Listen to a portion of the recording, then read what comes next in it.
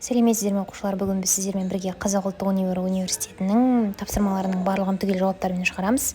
Бірінші тапсырма: қалай ойлайсыңдар, неліктен елбасы өнер ордасын Астанада ашуды ұсынды? Себебі Астананы мәдениеттің ошағы етіп, одан әрі дамыту мақсатында ашты деп ойлаймын, деп жауап беруге болады. Келесі: болашақ өнер адамының арнайы орта және жоғары білімді оқу орнын алуы қаншалықты тиімді?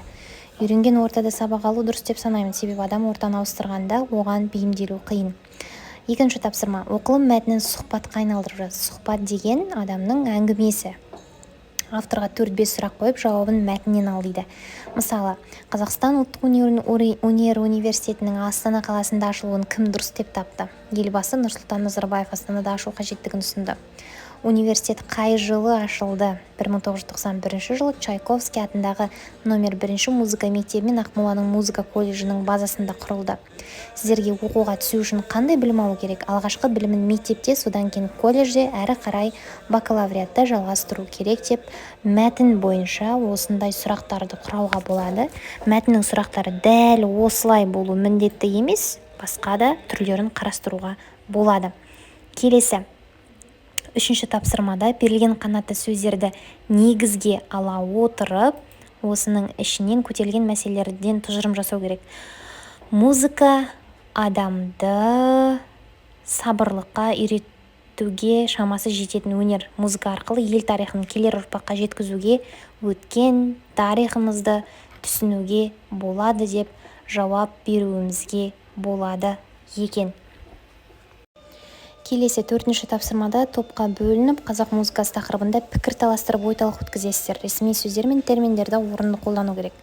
Мен дәстүрлі өнерді ұнатамын. Дәстүрлі өнерде қазақ ұлттық аспаптың үні ұнайды. Сөздердің мағынасы мен түрі, қолданыстары өте орынды болады. Сондықтан да дәстүрлі өнердің әндері менің жаныма жақын деп осыған ұқсас етіп жауап берсеңіздер болады. Келесі соңғы тапсырмада 2 тапсырманың біреуін орындау керексіздер. Мен біреуіне өнерім өмірім тақырыбына өздеріңе ұнайтын өнер қайраткері туралы жинақы мәтін жазыңдар. Терминдер мен кәсіби сөздерді қолданыңдар дегенді алдым. Мен еш жерде интернетте жарияламаған мынадай эссе жаздым. Өнерім өмірім, Қанипа Бітікова.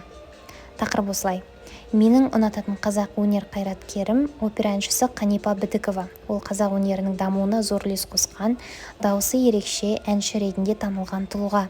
Қанипа апамыздың дауысы жоғары регистрдегі аса әсем сопрано дауысы ретінде белгілі. Ол көптеген опералық қойылымдарда басты рөлдерді орындап, өз шеберлігін дәлелдеді. Режиссер мен музыкалық продюсерлер оның сахнадағы қойылымдарын жоғары бағалап, шығармашылығын кеңінен насихаттады. Қанипа Бітікова алғаш рет сахнаға шыққанда оның даусының шынайылығы мен эмоционалдылығы көпшілікті таңғалдырды. Опералық өнерде әншінің техникалық шеберлігі мен қалыптасқан орындаушылық мәнері өте маңызды. Қанипа апамыздың орындауындағы әрбір ария, әрбір ән тыңдарманға ерекше әсер қалдырды. Сонымен қатар Қанипа Бітікова өзінің педагогикалық қызметінен менде танымал. Ол жас әншілерді тәрбиелеп, оларға өзінің мол тәжірибесімен бөлісті. Оның шығармашылығының тереңдігі мен көп қырлығы қазіргі қазақ өнерінің маңызды бір бөлігі болып қала береді. Қанипа Бітікова қазақ опера өнерінің асыл қазынасы. Оның өмірі мен шығармашылығы ұлттық мәдениетіміздің алтын қорына қосылған үлкен үлес болып саналады. Осындай бір ерекше әстен алсаңыздар болады. Бұл әссе арқылы сіздер кәсіби сөздер мен термин сөздердің де қосылғанын ұмытпаңыздар. Осымен біздің сабағымыз аяқталды. Егер сабақ ұнаған болса, міндетті түрде лайк басып, комментарий қалдырып кетіңіздер.